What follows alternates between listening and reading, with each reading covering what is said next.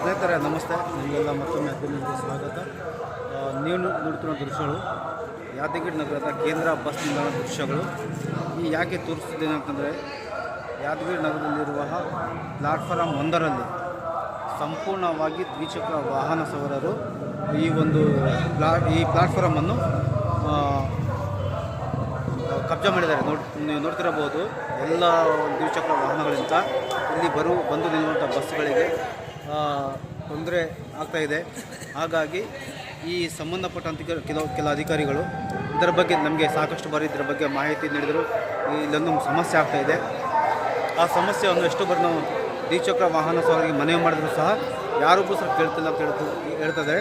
ಆದರೆ ಸಂಬಂಧಪಟ್ಟಂಥ ಅಧಿಕಾರಿಗಳು ಆದಷ್ಟು ಬೇಗ ಈ ಒಂದು ಪ್ಲಾಟ್ಫಾರ್ಮ್ ನಂಬರ್ ಏನಿದೆ 1 ನಂಬರು, ಇದನ್ನು ಸಂಪೂರ್ಣವಾಗಿ ದ್ವಿಚಕ್ರ ವಾಹನಗಳು ತೆರವುಗೊಳಿಸಬೇಕು.